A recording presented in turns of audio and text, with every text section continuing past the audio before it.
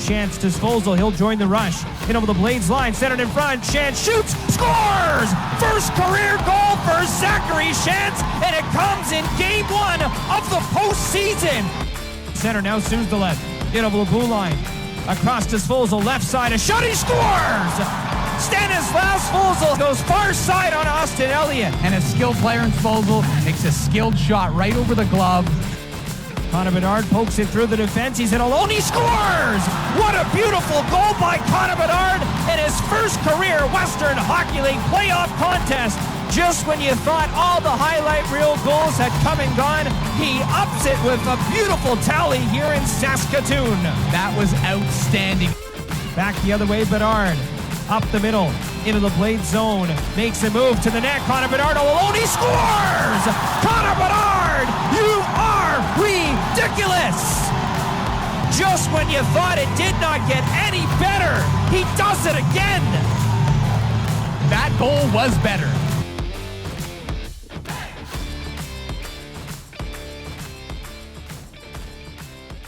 Welcome to Patscast, the unofficial Regent Pats podcast, with your hosts Chris Clark and Kevin Shaw. All right, welcome into playoff hockey, April 2nd, and Pats are up 2-0. Who would have thunk, hey Kevin? Yeah, I was hoping. I was hoping for a 2-0 start. You did mention, he's like, maybe they could sweep it, maybe, right? Well, they play hockey. They got Bedard. Bedard has something to prove. Like there's no doubt in my mind he has something to prove, and so far he's proving it. Yeah, he seems like a man on a mission. You see the highlights of his goals on Friday night, and there's another level of intensity there. Yeah, it's something. It's Bedard times 2 almost. I don't even know how to really describe it. It's unbelievable. He was awesome in the regular season. And what's better? What's better than awesome? Awesomer. Yeah, right. The next level. Just another level. Yeah, he's not kicked it up another level. It's I craziness. mean, he's not the only one stepping up his game. No. I think this show might be kind of all over the rails a bit. I mean, we're not gonna. Oh yeah. But I think Sim has really stepped up his game. The first game, even the second game here, yeah, he allowed 5 goals, but I mean, he made a ton of big saves early in the game. Yeah, if Saskatoon would have scored that 30-second mark, it would have. Who knows where this game would have ended up? It would have been off the rails, I'm sure. Yeah, and on Friday night, how many shots? 13 shots in the second period. That he was big in that second period on Friday night. 20 shots on Sunday night in the third period for Saskatoon. Yeah, that's unbelievable. Yeah, I mean, they did get 2 goals, but I mean, both were tough bounces, but yeah. So they had more shots in the third period than the Pats had the whole game. Yeah. So. Yeah. Wowzers. That's a interesting stat. But yeah, it's been a crazy weekend for the Pats. It's been a pretty crazy weekend for us. I just want to give a huge shout out to Spencer and the Access Now Sports team for asking us to jump on the panel for these games that they broadcasted these first 2 road games. Yeah, it was fun. It was crazy. It was nerve-wracking. I have a headache from the bright lights. the Star is Born or whatever. I got a headache from them. Awesome. Yeah. Well, I'm enjoying it. Pats are up 2-0. Enjoyed the whole weekend. Yeah, it was fun. Yeah, we sit there in the studio, watch the game, and then boom, right into the intermission chat and the post game chat and stuff. So it has been fun. It's a new experience, and it's pretty cool. So yeah, I guess let's talk about Friday. Let's get a little deeper into Friday night's game. I mean, that first period, kind of a feeling out process. I mean, these teams did just play a couple times recently, but it was kind of back and forth, and we weren't too sure what to expect, were we? No, it was more of like you said, it was a feeling out process. It felt like that's how the game was going to go. Like I figured it was going to be like a 3-2 game or a 2-1, 3-2, 4-3 kind of score, 0-0 after the first. Yeah. Who knows? It's going to be. It should be thinking ahead or thinking whatever. It could have been a low-scoring final score. Yeah. I mean, the best chance in that first period was Parker Berg crossbar. just missed going in. It just hit the crossbar and went down. But yeah, that was probably the best chance either team. One thing, I jump back a bit. So Bateman and Vaughn back in the lineup, shore up that D core, and then Spencer back in the forwards. We weren't too sure, and you said, "Oh, maybe," and I said, "Oh, I don't know." And those three huge guys back in the lineup. 3 key. Well, 2 key plus Vaughn is starting to become a key, Yeah. which is awesome to have all 3 of those guys back. Too bad Vallis wasn't closer than he is. Yeah, Unfortunate, but those 3 guys, they all paid dividends in their own respective ways. yeah, yeah. And then second period, I mean, Pats only had 4 shots on goal in that period, but they make 2 count. A great place by Svozil to set up Zachary Shantz on his first career goal in the playoffs. That's pretty awesome. He's the 6th Pat to score their first career goal in a playoff game. I will tweet that out sometime this week. Yeah, that's It's pretty 6th neat. Pat in WHL Pat's history, not pre WHL. There's a bunch of guys that did that, but WHL history is the 6th. The previous one was Craig Lineker back in 2003. Yeah, definitely. Back in the day, the guys didn't play very many games, so it could have been more common to score in the playoffs and not in the regular season. Yeah. So I mean, you're going into the third period up 2-0, and you think, okay, the Pats got to hang on. Hopefully, they don't sit back and just coast on it. We've seen that a bunch, right? But the Pats, that was probably the best. It might have been the best period of the whole weekend. Was the third period on Friday. For the Pats, yes. Oh yeah, for sure. Yeah, they forced the issue. They didn't sit back and let Saskatoon, get back into it. You score 4 goals. We all when Saskatoon scored to get within 3-1, I was like, oh no, not again. But Yeah. then the Pats stemmed the tide, and Yeah, responded. That's right.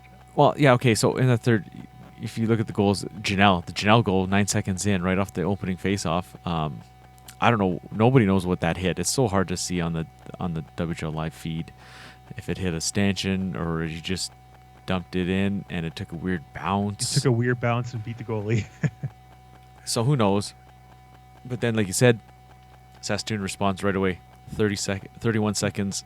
So 22 22 seconds. later. seconds later, I was like, Hansen. uh-oh, not again. Yeah. And then it was just kind of back and forth, and then Svozil with a beauty goal at the midpoint of the period. And then Bedard a few minutes after that.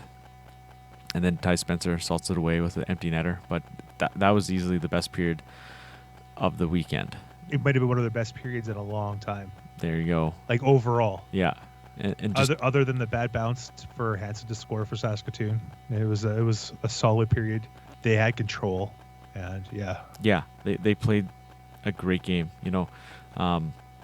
Just for them not to sit back and just keep going. Yeah. And no doubt take that first win. Great. You got a split minimum, and gotta mention Bedard's goals. Both were pretty fantastic. pretty fantastic. I think that's an understatement. Well, I know.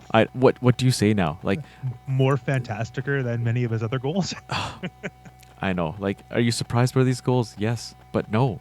Like it's wild what he's doing. Like, both of them split the D man. The first one, he's getting hauled down. The stick's between his legs. He's getting can opened, and he still is able to tuck the puck up under the bar. Like, just get it up and fast. It's unbelievable. Like all year, I've been saying, unbelievable. What else can you say? Yeah, there isn't anything. And then the second goal, he splits the D man, cuts through the crease, and puts it under the bar again. Like, yes, it's just mirror image almost of the other one, right? Like, yeah, it's wild. Like, unbelievable is right. Yeah, so Friday night, opening night of the playoffs, Pats pull off the victory, right? Great start, right? Announced attendance 10,265, which is a pretty big amount. It's not a sellout there, but 10,000 plus people. Yeah, for a playoff game there, it's pretty awesome. Definitely. That's not that I was surprised it wasn't more, but I was like, oh, I mean, they just had, what did they have in the regular season game? Was it like 12, 13? Yeah, I can't remember what it is offhand, but yeah, they just, most of the people probably have seen the Bedard show, and Yeah. they got their fill or whatever. But the crowd was pretty loud for the Pats too. So I don't know There- how many Pats fans or how many Bedard fans were there, but it was cool. Yeah, definitely. You could hear some cheers for the Pats goals. Lots of kids in the crowd, so they always bring up the energy, the sound, right? Yeah, So and the volume for sure. Yep. that's good. That's good to see. And then again on Sunday, I thought maybe there'd be more on Sunday, being the Sunday afternoon, easier for the kids to get there, not as late. But just a 10,000 again or whatever it was.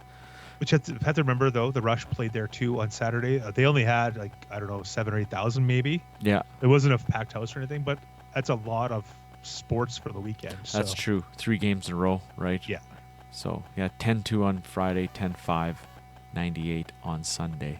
So Still over 20,000 people to watch junior hockey in 2 days. That's impressive.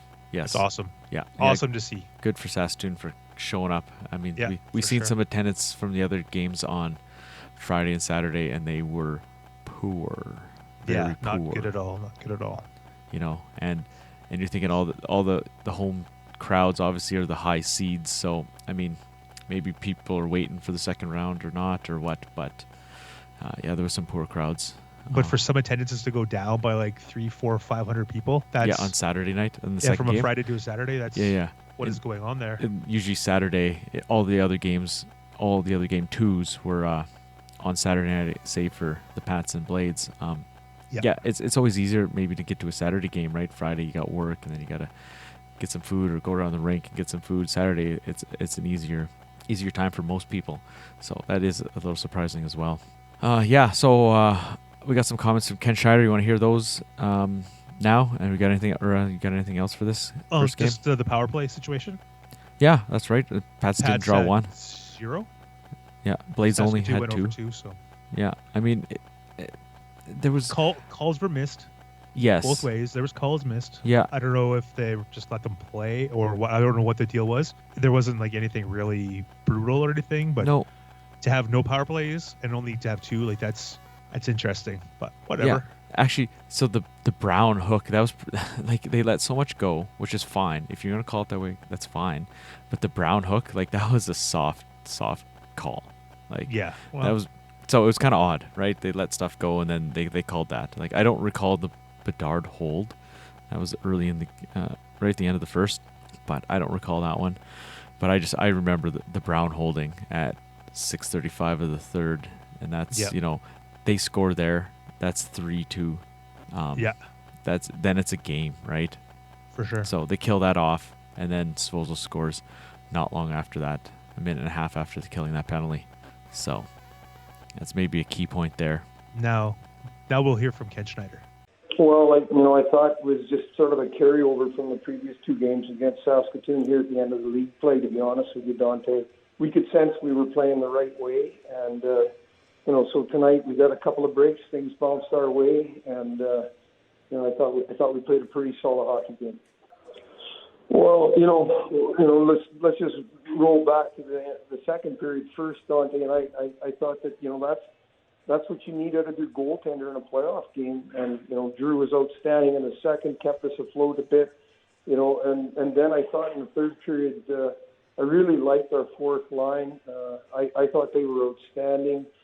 Just played a simple game. Jackson, Vaughn, Barnett, and Chance. And we got to use them more, and because they played so well, they earned the ice time that they got. Yeah, absolutely. And in order to win in playoff hockey, you have to have buy-in from 20 players, whether you're the backup goalie or the starter, right through from your 6th defenseman to your 12th forward. And so tonight we had that. We had all of our guys going, and we just played. In my opinion, I call it honest hockey, and that's what we did tonight. Yeah, I think that's the key in playoff hockey. We kept preaching all night long on the bench that that either blue line is either the death of us or it's winning hockey. So if we get pucks in when we need to, and we make sure we don't turn back and go back to our own end, with pucks just inside our blue line. We pushed the puck up ice. I was really proud of our defense tonight. I thought they played an outstanding game. They just kept it really simple. We got the red line a lot, and we pushed pucks deep. And you could see it just as the game wore on.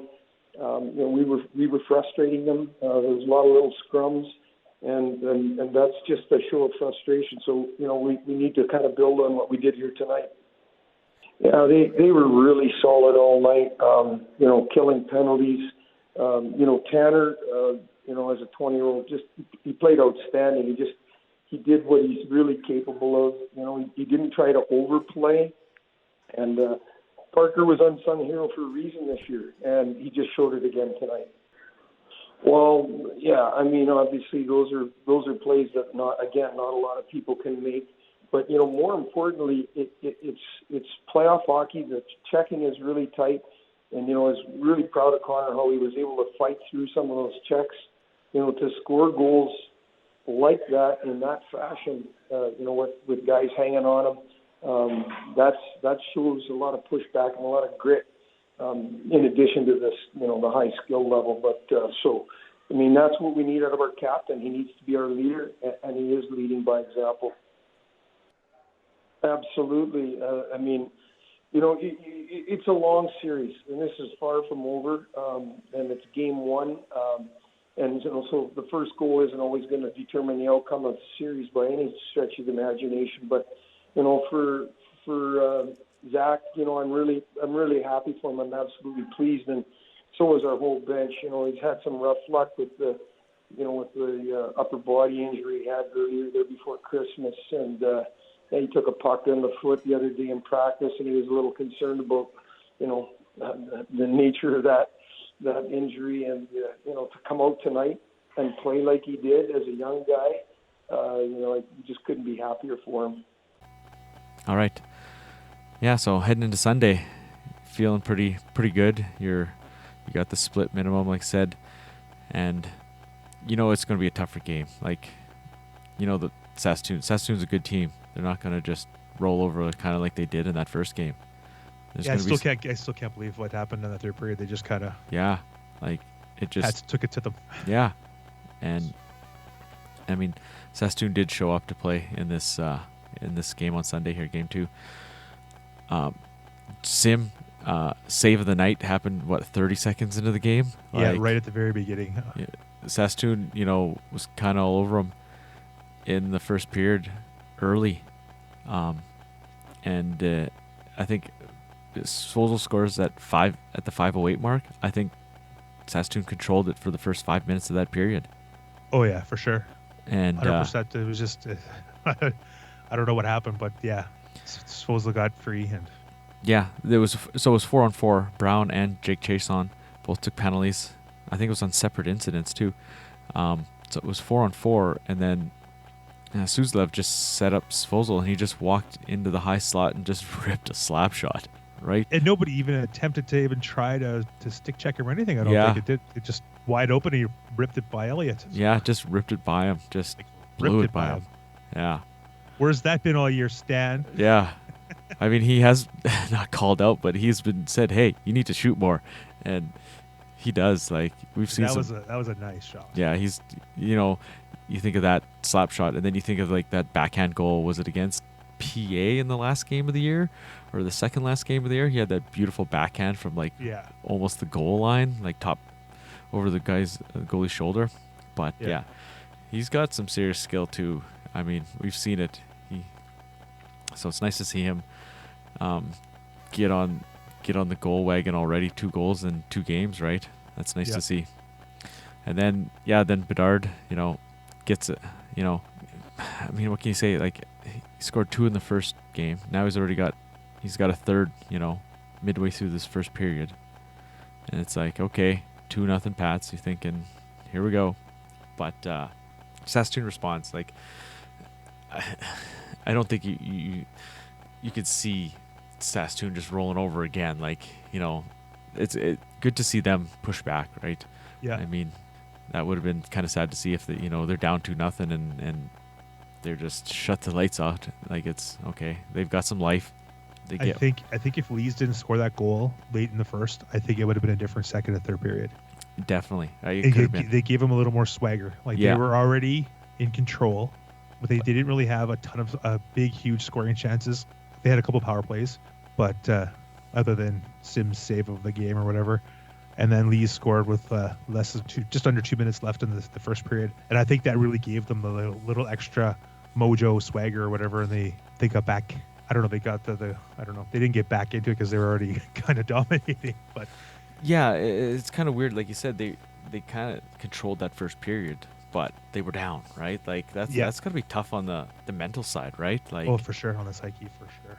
like yeah, you've played a pretty good period, but you just haven't been able to put the puck in the net. And then so they get the goal late in the first, and then they get a goal early in the second. That's a nice backhand by Hansen. Those are kind of tricky to read sometimes for a goalie, and he got it up quick over Sim's shoulder, and you can't really fault him on that one. No, he was wide open in front. It was kind of a turnover type play, and Yeah, there was one D-man there, but he made a nice play. I think he kind of blocked the stick check and kicked the puck with his stick, with his skate up to his stick, and then boom, back of the net. It was a really nice play by him. Oh, for sure. And then, so penalty situation was quite the opposite of Friday night. There was 4 power plays for each team on Sunday night. Stringer gets the first power play goal of the series. Not too long after that Hansen goal, so Pats are back up 3-2. Got some life. Seems like the power play's got a little bit different look. Looks like Suzylev's now on the other side, on the left side, instead of on the right side for the one-timer. So maybe just a different look for Saskatoon, because they played Saskatoon quite a bit lately. It seems like Saskatoon's really pressuring up high, Svozil and Bedard. Yeah, for sure. So there was kind of a point where they're trying to get the puck down low, and Stringer makes a nice play, makes a little pull it off the goal line, and then flip it through Elliott. There kind of went through his arm, I think. Yeah, it was nice. And Dude, he needs to do that all the time, and he's in his office. Like everybody, like Gretzky had his office, and that's Stringer's office, right in front of the goal, right beside the crease, right in that one spot. Yeah. We'll hear some comments from Connor talking about Stringer on the power play after we're done talking about this game. But hey, credit Saskatoon right back. They score a minute later. So they tie it back up. So this game wasn't going to be a rerun of Friday, that's for sure. Saskatoon Definitely not. Really got back on it. Then Bedard scores in the middle of the second. It was a great play by the fourth line. Great shift by the fourth line. And I don't know who went off, but Bedard jumps on, and Barnett's just battling in the corner there, and I think he just threw it out front. And threw a nice blind pass, and Bedard just happened to be cutting into the net. Nobody covered him. Like, what's going on? How do we not cover him? I think everybody's just looking at the puck, right? You know, the Pats have been guilty of that before, right? Everybody watching the puck. Nobody sees a guy come in from behind, and Bedard goes where you go to score goals, in the slot, right? And Barnett puts it literally on his tape, and he makes it was a nice mistake. Pass. I'm sure Barnett said, "Oh yeah, I did that on purpose." Yeah. I don't know if he did or not, but yeah, it was nice. It was a nice setup. Hey, it's never a bad thing to put the puck towards the net. It's never a bad thing to go to the net without the puck, right? Exactly. So, and then so you're up a goal going to the third period, and then just I don't know, the Sastel Center just happens kind of thing, and Saskatoon gets 2 quick ones almost off the exact same play, just a bounce off the backboards. I think Sim would kind of want that first one back because he tried to trap it, and it got by him and then out into the slot, and he had a chance at it with his glove hand too, and he wasn't able to corral it, and they score. That's defenseman missed. Yeah. 2 defensemen, and there another forward for them missed the puck too. So yeah, it was just a gong show kind of thing. Unlucky break. Yeah, right. And then they score 22 seconds later, and it was more of a controlled play, and a bounce off the backboards again came right to their guy, and he makes no mistake. So definite home board advantage there. Yeah. So the Saskatoon takes their first lead of the series there, and it's like, ooh, that's mid-period. That's, all right. But Saskatoon was dominating the Pats at that point in time. The Pats didn't have a shot at that point in time in the period. So That's right. Yeah, they didn't have a shot. They didn't have a shot until the 11-10 mark of the third when Bedard scores. yeah, Finally, a decent shift. They had a decent shift there in Saskatoon's end, and Bateman rips one off the post, but it comes right to Bedard, and makes no And- mistake. he buried it. Yeah. So First shot, 11 minutes and 10 seconds to the third period, and they Yeah. scored. they only had 3 shots that period, like 6-9-3. That's not a great look, but I mean, when you score 5 goals on those 5 goals on 18 shots. shots, Yeah, that's crazy. now if they just shoot more, I know your shooting percentage isn't going to stay the same, but I know I know the coaching is saying, hey, get more pucks to the net, right? You guys score, you got to get more shots. But I mean, they've won both games, so not that you can't complain about it. There's stuff to work on, right? Oh, for sure. And I'm sure they know that.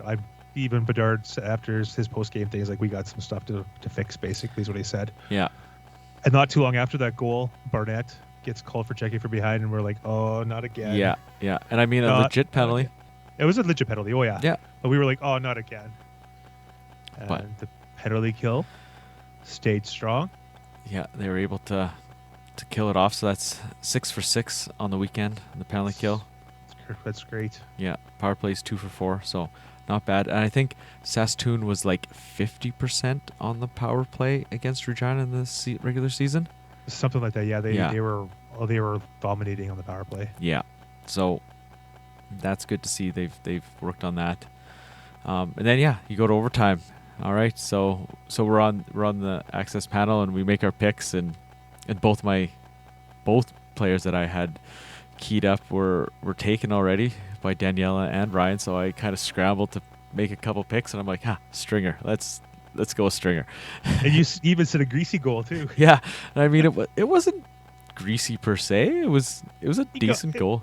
It was a decent goal, but it was Yeah. in tight. He was Yeah. doing his Doing his thing, in his right? office. You don't expect Stringer to score. I'm not saying he can't score, a nice goal, but he doesn't generally score nice goals. So I'm like, You okay, don't see him stick handling and being fancy with the puck and stuff Yeah. like that. You see him going to the net and yeah, smashing and crashing and doing his thing. yeah. So I said, Stringer with a greasy goal, and I just got lucky. So lucky with that, but it was a great play, Suzdalev. Like he comes On down. the power play too. Yeah, sorry, forgot about that. Yeah, and it was a Connor Roulette, my pick for Saskatoon to score. That's right, takes yeah. he takes a tripping penalty, a pretty obvious one in the neutral zone, and refs can't let that one slide. So, I mean, they make that call, and then Suzdalev, he makes a nice play, just comes down the boards, starts going behind the net, and he just dishes it out to Stringer, and Stringer makes no mistake, just pumps it right in, like just like that, just quick in. Despite what the WHL website says, it says Fosel scored, but it was 100% Stringer. Yeah, I don't know, they just hit 11 instead of 13 or whatever happened there. Yeah, it was easily Stringer. Yeah. One thing we did mention, the goalie change, kind of mid-period. Oh, yeah. I forgot about that. Elliott only lasted 32 minutes, so that would have been after the 12 minutes. So that would have been after the Bedard goal. Bedard goal, yeah. Yeah, to The take the 4-3 4-3 lead. They switched it up. And I mean, not too surprising. Maybe it was just more of a kind of kick the team in gear. But he hasn't been solid. He hasn't been his normal solid self. Like in the regular season, he was a really strong goalie. Yeah. I don't know. I don't know what the problem is. He just doesn't seem to have it right now. I don't know if it's the nerves in front of the big crowd, lots of pressure. I don't know what it is, but Yeah, he hasn't looked strong. Yeah, and I mean, both goalies played pretty much the same amount through the regular season, so they kind of have a 1A, 1B situation there, which is nice for the team. But, I mean, Chadwick comes in and, he doesn't get a lot of work, but I don't, like, you look at Sims' numbers, over 38 saves, he's like 10 or 11-0 now. Something like that, yeah. It's on the season. Jeffrey Brando tweeted out he keeps his record perfect with 38 or more saves. Because he made, how many saves did he make tonight? He made 42 saves tonight. So It seems like he excels on a heavier workload, whereas Saskatoon goalies are maybe struggling on a light workload. Like you can't get in a rhythm. Maybe you're not seeing the puck well because you're not seeing the puck often, right? So it's tough to say. I don't know. I'm not a goalie. Never been a goalie, so Me neither. But it's odd to see that like Elliott had a 220 goals against average in the regular season, and Chadwick had a 261. So like those are really good numbers. yes, And in the playoffs so far, Elliott's got a 586 with a 757 save percentage. Ooh, And like Chadwick, he's only played the 30 minutes, and he allowed 2 goals on 6 shots. So like, I don't know if it was nerves or if just the fact that the Pats are just taking advantage of their opportunities. They got better scoring chances. I don't know what the deal is, but I'm shocked at how, I don't know, poor they've played, the goaltending. But I don't know what the proper verbiage is there. But yeah. it's I mean, weird. it's not like they've really given up bad goals per se. Like, you look at both the Stringer goals. I mean, maybe they want those back because he's so in tight. Yeah, I don't know. It's tough to say. And but- most of the Bedard goals are Bedard being Bedard, and Yeah. a lot of goalies probably wouldn't have stopped those. Yeah, like that Svozil rocket slap shot. Like That one too, yeah. That's a tough one. Like he's in the slot. Like that's a prime scoring opportunity there, right?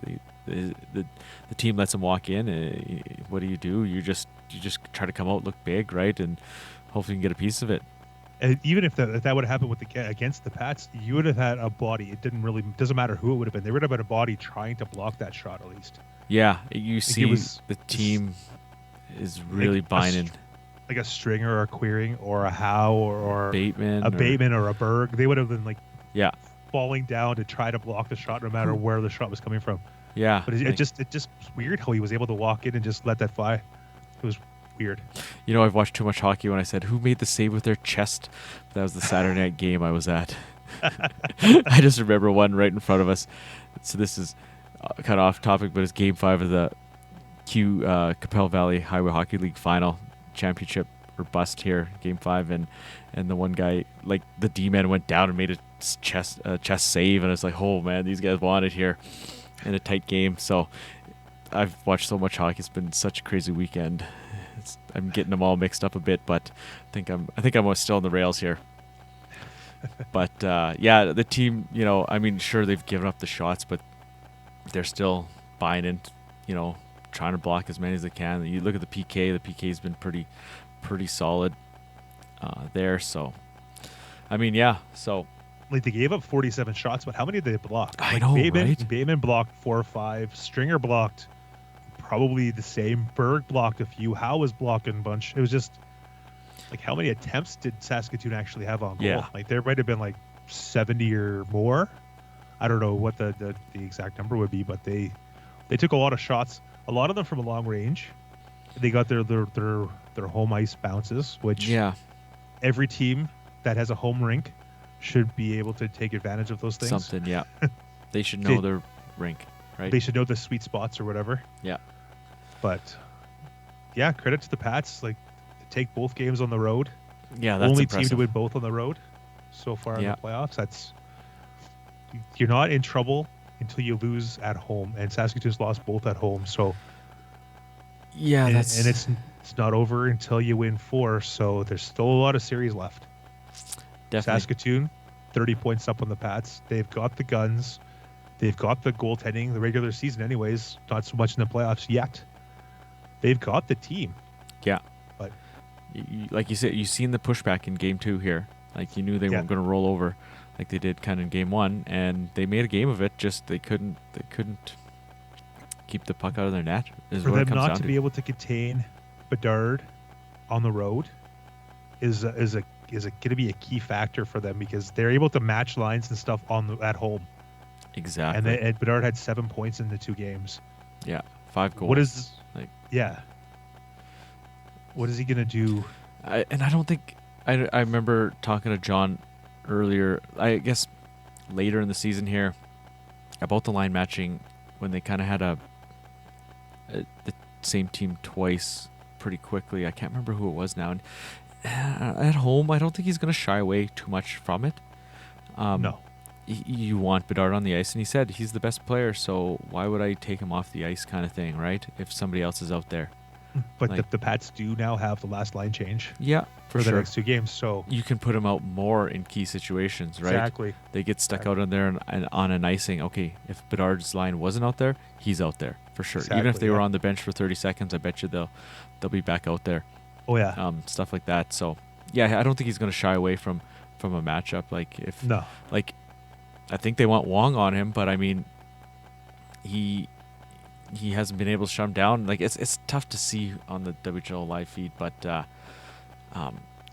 Wong might have missed half that first period, we think, with a misconduct in this game on Sunday. We're not sure. Like this, what does that sheet say? It says it was Wong got a 10-minute misconduct, but Dante did call his name after that, so maybe it was a mix-up with Dante or not, but we're not too sure. But I think he was kind of the guy to key on Bedard. Wong himself, he had the most points between any player in this series, in the regular season matchups. So Yeah, he's kind of 15 points in the 6 games or whatever Yeah. it was. and he's really struggled. He doesn't have any points so far through 2 games. So it's kind of a kind of guy to watch. Maybe he might, break out here coming up. But yeah, like they do have the last line change. There's maybe some more favorable situations for the Pats and the Bedard line. So, hey, it's always a little easier at home. So hopefully the team doesn't not take it easy, but or take a step back or anything. But hopefully they can kind of keep it down, keep this momentum going. Yes, Sunday's game wasn't the greatest, but a win's a win, right? It doesn't matter. Yeah, and now knowing that you're 2 games closer to the next round, Yeah. hopefully they can get that in their mindset to continue on. Yeah, so before we kind of move on, do you want to hear from Ken and Connor from this game? Sure. Yeah, we'll hear from them now then. Yeah, it was just a really good play. We've been trying to preach to our guys to get the puck to the net as much as possible, and they're defending hard, no different than we would be. Blocking shots, doing whatever it takes. And a real smart play on Alex's part, and it just goes to show you Zach Straight and net front guys had an awesome game tonight, couple of goals, but just that willingness to go to a really tough spot in the rink to win a hockey game. Yeah, absolutely, and I know we've talked about that a lot over the last couple of weeks. That if we try to complete the plays that we've been practicing, if we try to execute and use our low guy off the goal line, Zach practices it a lot too. It's not like this is a fluke that suddenly he's scoring goals from that paint. He practices it every practice, and tonight was a good example of how it paid off. Well, yeah, we knew we were in for a really difficult game today. I mean, their backs were against the wall. You never want to go down 2 games and lose both games in your home rink. We got an early lead. We played our typical kind of game. They outshooting us a bit, but for the most part, we weren't really giving them a lot of great chances. First period, we did a really good job of boxing out and protecting the slot area. I thought that third period kind of got away on us a little bit. Couple of the lively backboards here. You shoot pucks off the back wall, they squirt to the front of the net, and credit to them. They played hard. They earned their opportunity to get the lead, and then we fought right back and scored that goal to tie the game. Just a huge play. Yeah, Drew was really pretty resilient tonight. I think if you were to talk to Drew, he might have wanted 1 or 2 back, just those ones off the back wall where they kind of squirted out in front of him, and he never really got his wasn't able to get possession of it and freeze the puck. But you know what? Good for him. He battled, and that's all you ask you guys to do. When we bent, but we didn't break. Well, I thought it was a really good shift. When we were at that point, they had really come at us for probably the last 7, 8, 10 minutes. They were all over us, and we come back with a really good shift with Connor's line, and the puck off a rebound comes out to Bateman, and Batesy fired one off the goal post, and of course Connor's right in the mix. He's always around the net lurking. He's not afraid to be in there where it's tough going, and goal scorers do that. And, of course, the puck lands on the perfect guy's stick to put it away to tie the game.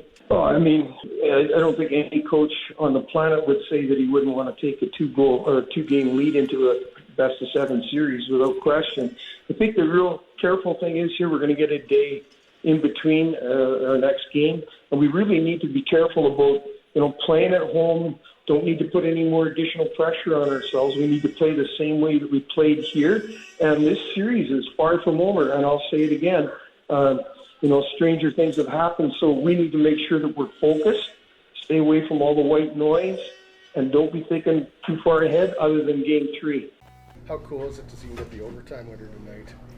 Yeah, whenever he's been playing and stuff, he's been a difference maker. I think last year our record with him was like 700 or something. So the impact he has, on our team, and he's been so great for us in every area. So to see him get rewarded like that and do what he does is awesome. Yeah, I think he's one of the best guys in front of the net in the league, and if you watch him, he'll block anything. It's pretty crazy some of the shots he blocks. I don't know how he does it, but I think just kind of his complete game and willingness to do what it takes for the team is big for us. I don't think you guys were expecting to come away with a 2-0 series lead, or maybe you were, but what's the mood in the locker room like now that you have that 2-0 series lead? We don't go into games expecting to lose, so I don't know why we wouldn't have expected that, and they expected that for themselves too, I'm sure. But I think for us there's still lots of work to do. You got to win 4 games, not 2, and the last 2 are going to be the hardest to win. So we got to obviously be happy about tonight and the weekend, but really shift our focus to Tuesday. We knew it was not going to be easy. Every game's going to be a battle, and I think with those, I think it was just keep pushing, and obviously we were able to get one, and then I think we were happy about that, but it was always just kind of keep pushing, keep sticking to our game, and hopefully it comes. To see the energy, it's going to be my first experience playing a playoff game at the Brant, so we're pretty excited for that, but we're focused on obviously what we got to do and how we're going to play, and obviously the fans always give you an extra kick when you're playing at home for sure. Yeah, so with the Pats winning 2 games on the road, you look at the whole playoff bracket, and there's only been 2 other games, one on the road. Calgary won Game 2 in Red Deer, and Tri-City won Game 2 in PG. So there's only been 4 road wins, and 2 were the Pats. So it's kind of status quo for the rest of the bracket. I don't know if you want to touch on maybe a little bit of each series, kind of maybe go through them. We can, yeah. Yeah, I mean, starting the East here, I don't think there's any surprise. Winnipeg's is up 2-0, but I mean, it's been some close games with Medicine Hat. So obviously, neither of us have watched any of it, but it's not like Medicine Hat's getting blown out. So yeah, for sure. So that's interesting to see there. I think Medicine Hat maybe gets 1 game off them. Probably not. Yeah, they're going home, so like. Yeah, they maybe get 1 at home, right? Yeah, it's hard to say. Winnipeg could get too overconfident. That too. Yeah. Who knows, right? It's the playoffs. You never know. And yeah, it looks like they're giving a little bit of a battle anyway. Yeah, they're not just. But it looks like Medicine Hat's going to stay on the penalty box. So. Yeah, that's not going to help a super skilled team like Winnipeg. You don't need to give them an extra advantage. Yeah, they've scored 5 power play goals in the 2 games. Looks like 5 power play goals. So, yeah, they stay out of the box. They might have a chance. That's like half their games, or half their goals, right? So close to that. Yeah. It was 5-3 in the first game and 5-2 in the second game. So yeah, half. Yeah, that's probably the key there for Medicine Hat. Then Red Deer Calgary, like I said, it's a split. Red Deer won the game the first game. Was it here 3-0? It seemed to be a pretty tight game. I think it was 1-0 Red Deer for most of the game. And then game 2 on Saturday night, Red Deer scored like mid-third period, so there's no score until then. What is it here? Yeah, 11:20 of the third period. And then Calgary gets their first goal of the series at 18:23 of the third in game 2. Wow. And then then they get it to overtime, and they're able to score late in the first overtime. So they've scored 2 goals in the whole series, and they're tied 1-1. So, that's impressive. That is. That's kind of a key matchup there for the Pats. I don't want to look too far ahead, but if the Pats are to win against Saskatoon, you're looking at Medicine Hat at Winnipeg, unless Calgary's able to upset Red Deer, right? So you get the split. You're thinking, oh, maybe Calgary can upset Red Deer, and then the Pats avoid the Winnipeg matchup. But I mean, that's getting down the line. But so then heading into the Moose Jaw Lethbridge series, Moose Jaw was able to take a long one. Game 1, they scored 17 seconds left in double overtime. 17 seconds left. There you go. And then it looked like a pretty handily game for the Warriors in the second one, a 5-1 victory there. So, I mean, not too surprising. I don't know. Lethbridge has been pretty solid all year. I think maybe the surprise is Connor Unger back in net, hasn't played in that long, and is kind of looks like he's playing well. Yeah. Yeah, he's definitely the X factor that he's back now, and he was one of the best goalies in the league before he was suspended, and he's so far proven he's allowed 2 goals so far in the playoffs. So yeah, and I mean, you never know with goalies, like, not playing actual game action for that long.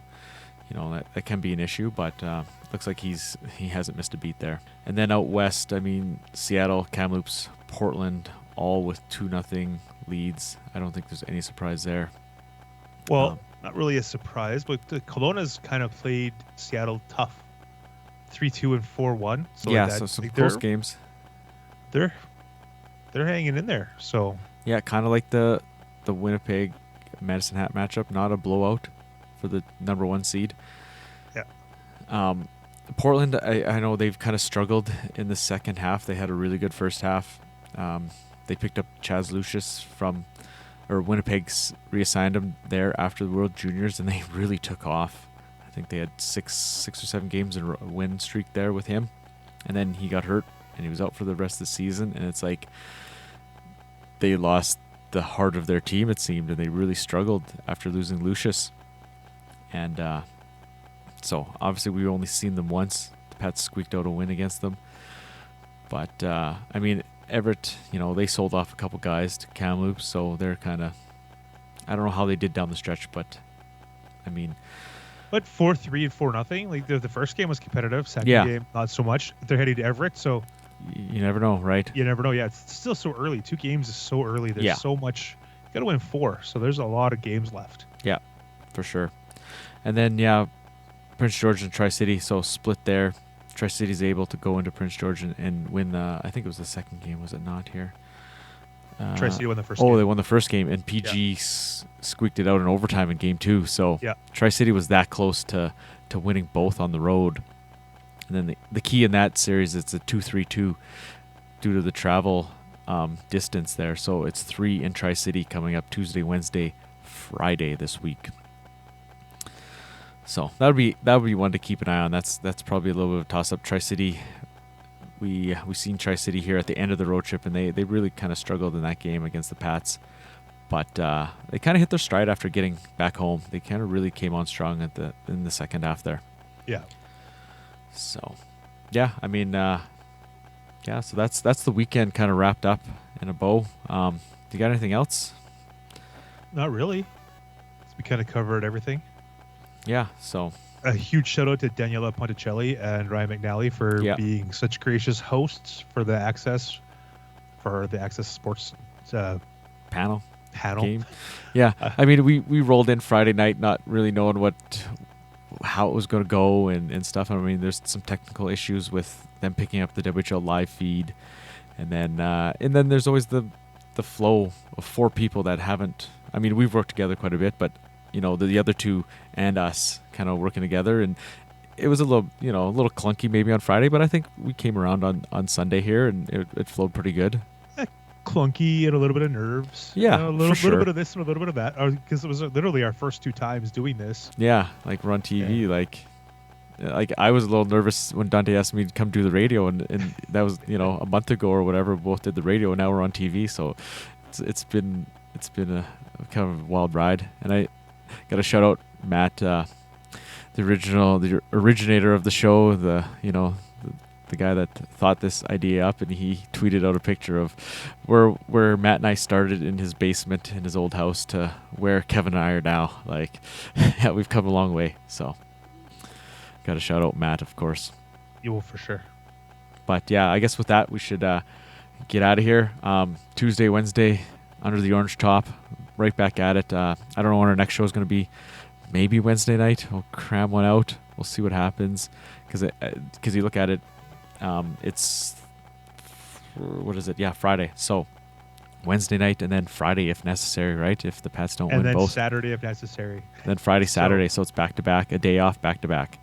We'll play it by ear. We're So- not 100% sure when the next show will be, but it will Yeah. be this week. We're kind of thinking Wednesday, maybe Thursday. So who knows? But we'll see at the rink. It's going to be, I bet you it'll be sold out by the time game time rolls around. Oh yeah, especially with them up 2-0, and Yeah. there's literally like 200-ish tickets left. Yeah. So Some ridiculous resales, which Yeah, is of still course. ridiculous, But yeah, so with that, we should get out of here. Have a good night, folks. have a good one. Backhands into the midpoint. Svozil walks in. Slap shot, scores! Stanislav Svozil with his second of the series, and the Pats have taken a 1-0 lead on their first shot of the game. Stan the man does it again. Right side, Suzdalev to the net, centered in front. Shot by Bateman off the post. Rebound, scores! Connor Bedard with the hat trick. And here come the Hats onto the ice. Back to Suzdalev, below the right circle. Centered in front, they score! Zach Stringer! Start the bus, Robbie! We're heading back to Regina with a 2-0 series lead.